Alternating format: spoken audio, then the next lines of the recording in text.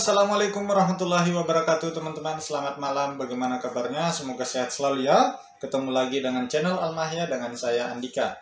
Nah, pada malam hari ini saya akan membagikan kisi-kisi soal atau tepatnya kisi-kisi materi dari berbagai macam formasi dari pertanyaan teman-teman yang saya sampaikan tadi pagi. Nah, di sini ya, dari yang saya posting ini, saya memposting ada modul pembina jasa konstruksi dan teknik jalan jembatan yang sudah ready. Saya menanyakan kepada teman-teman butuh materi SKB apa atau soal kisi-kisi materi apa. Ini banyak sekali yang bertanya ya teman-teman, ada 75 penanya di sini, dan beberapa saya sudah bisa menemukan kisi-kisinya. Ini saya dapatkan dari teman senarsa saya pada waktu latsar, masih menyimpan file kisi-kisi yang disiapkan oleh Pemprov Sulsel pada saat itu.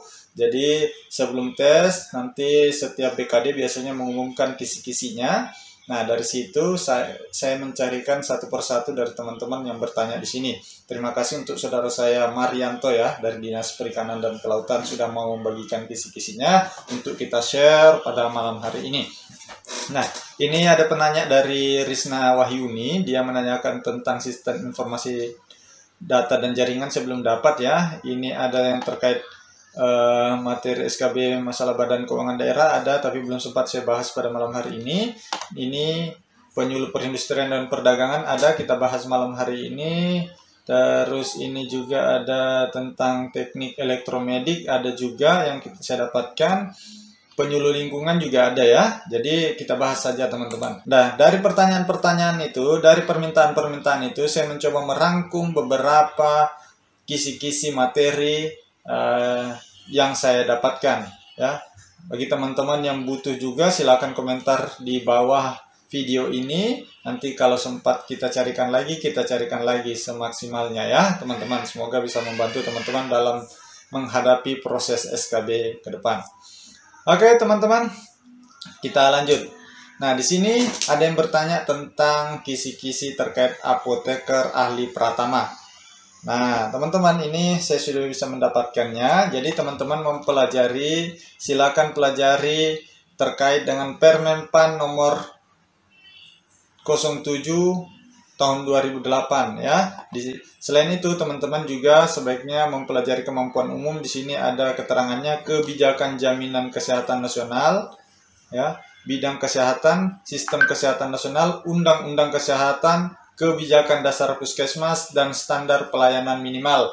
Nah, itu teman-teman silakan pelajari untuk yang mendaftar di apoteker ahli pratama. Selanjutnya ada lagi perilaku hidup bersih dan sehat, penanggulangan narkoba, imunisasi, program cerdik, program keluarga berencana, dan program keselamatan pasien. Saya tidak tahu detail masalah ini, tentu teman-teman sudah yang mendaftar di sini pasti sudah mengetahui apa yang dimaksud pada materi ini ya. Saya cuma membacakan, silakan teman-teman pelajari karena saya tidak mengerti tentang ini karena memang basic saya tidak di sini ya teman-teman.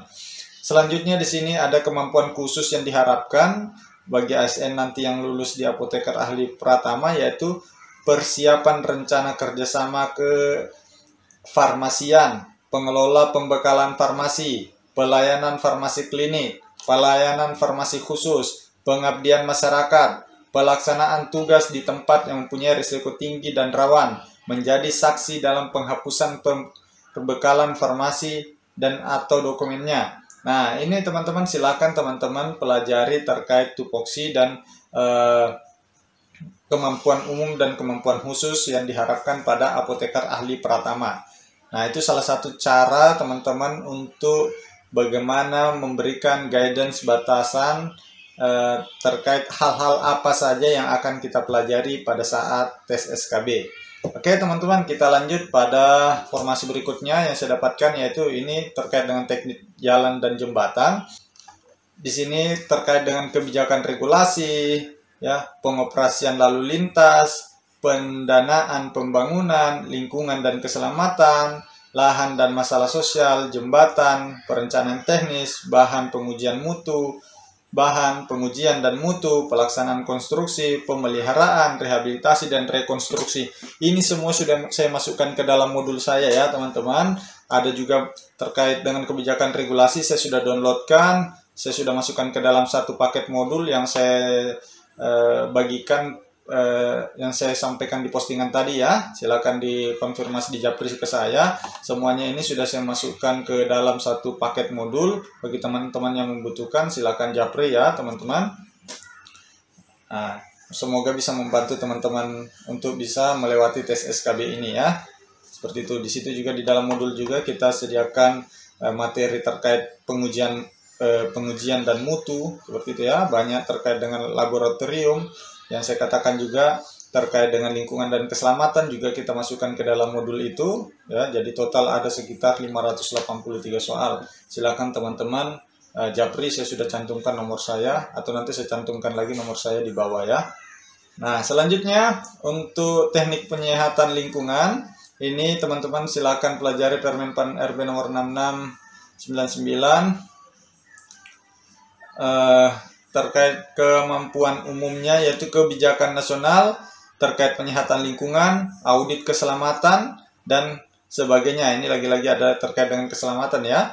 Pengetahuan dan dalil hukum terkait struktur pembangunan penyehatan lingkungan, pengetahuan umum terkait lingkungan, termasuk pengertian dan pemahaman yang diatur dalam peraturan perundang-undangan. Selain itu, kemampuan khusus yang perlu teman-teman ketahui, teknik dan perhitungan terkait pekerjaan pembuatan pembangunan penyehatan lingkungan, variabel, desain, metode, dan perhitungan teknis pekerjaan struktur bangunan penyehatan lingkungan. Selain itu ada materi terkait AMDAL, limbah dan pengolahannya, teknologi, dan aspek teknis lainnya terkait pengelolaan lingkungan. Jadi itu hal yang perlu teman-teman pelajari jika mendaftar pada formasi teknik penyehatan lingkungan. Insya Allah mudah-mudahan saya juga masih sempat menyusun modulnya ini. Semoga bisa secepatnya rampung ya. Selanjutnya auditor ahli pratama. Nah ini juga ada yang beberapa yang Japri ke saya minta dicarikan terkait dengan kisi-kisi materi SKB auditor ahli pratama. Di sini ada yang perlu teman-teman pelajari, yaitu bidang manajemen risiko, pengendalian internal, dan tata kelola sektor publik, tata kelola manajemen risiko, pengendalian internal, sistem pengendalian internal pemerintah.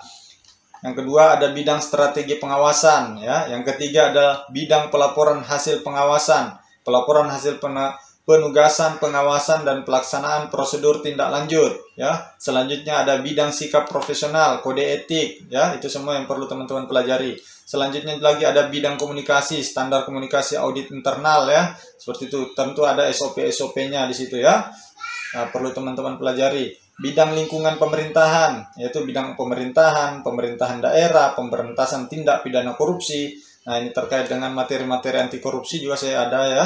Seperti itu. Terus selanjutnya ada bidang manajemen pengawasan pengelolaan fungsi audit internal. Nah, itu yang perlu teman-teman perdalam materinya ketika mau menghadapi SKB nanti.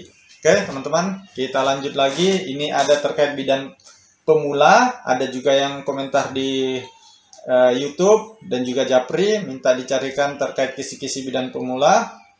Ini bisa teman-teman pelajari terkait kebijakan jaminan kesehatan nasional sustainable development, bidang kesehatan, sistem kesehatan nasional, undang-undang kesehatan, kebijakan dasar puskesmas, dan standar pelayanan minimal. Itu teman-teman harus pelajari. Terus selanjutnya ada perilaku hidup bersih, sehat, penanggulangan narkoba, imunisasi, program cerdik, program keluarga berencana, dan program keselamatan pasien. Nah, itu hampir mirip tadi dengan yang pertama ya dengan apoteker.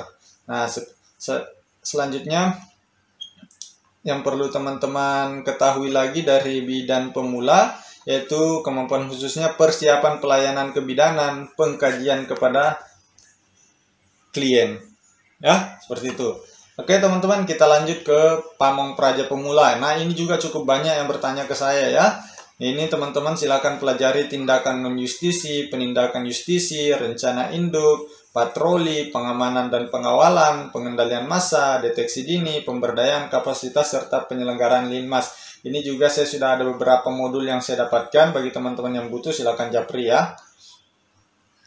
Selanjutnya pengujian mutu. Nah, terkait dengan penguji mutu, ini terkait dengan penguji mutu barang ahli pratama, kemampuan umumnya, kebijakan perdagangan dan perlindungan konsumen. Perlu teman-teman gali lebih dalam lagi. Terus kemampuan khususnya pengetahuan terkait pengujian mutu. Silakan teman-teman cari sendiri karena terus terang saya juga belum mendalami masalah ini. Terus yang kedua ada analisis kasus pengujian mutu barang. Terus ada strategi dan metode pengujian mutu barang. Terus ada manajemen pengujian mutu barang. Ya, seperti itu. Selanjutnya ada penyuluh kehutanan pemula. Ini baru-baru malam ini ada yang minta dicarikan terkait dengan penyuluh kehutanan. Yaitu yang perlu teman-teman pelajari yaitu kemampuan umum. Ya, pemahaman tentang aparatur sipil negara. Pemahaman tentang lingkungan hidup. Ya, silakan ulik-ulik lebih dalam lagi. Di sini juga ada terkait dengan Permenpan RB nomor 27 tahun 2013. Nah, coba teman-teman buka ya. Seperti itu, dibaca-baca, dipelajari.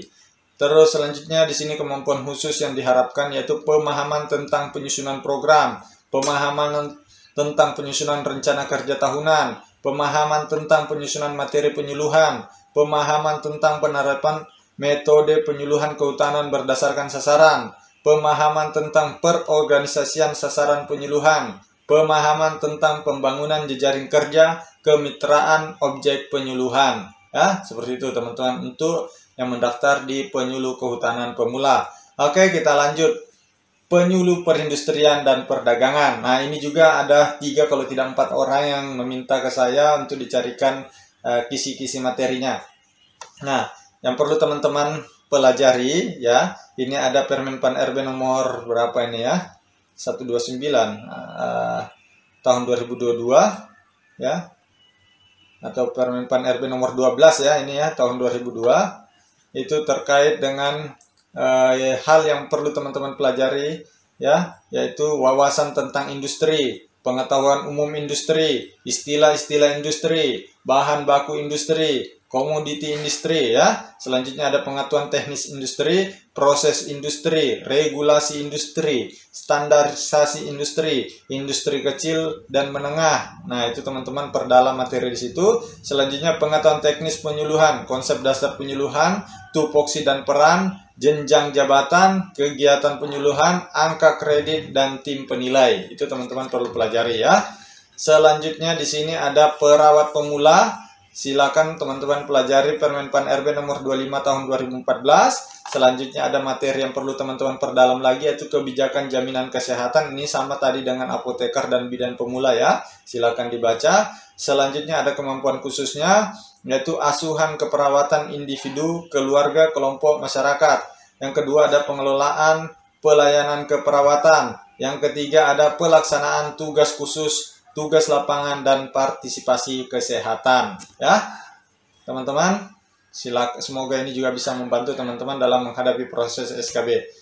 Oke, selanjutnya nah ini ada yang tadi di kolom komentar tadi ya, ini teknisi elektromedis. Loh, filenya tidak ada, coba kita carikan ya, teknisi elektromedis. Nah ini dia untuk teknisi elektromedis. Nah, ini yang perlu teman-teman pelajari yaitu Permenpan RB nomor 28 tahun 2013. Itu selanjutnya terkait dengan materi pokok yang perlu teman-teman pelajari yaitu kebijakan jaminan kesehatan sama dengan apoteker, kebidanan dan perawat tadi. Untuk kemampuan khususnya itu persiapan pelayanan pengelolaan alat elektromedik. Terus yang kedua pelaksanaan pelayanan pengelolaan alat elektromedik. Nah, silakan teman-teman perdalam ya, seperti itu. Nah, selanjutnya ini tadi terakhir itu terkait dengan perawat pemula. Ya. Oh, tadi perawat pemula sudah ya, teman-teman. Jadi itu beberapa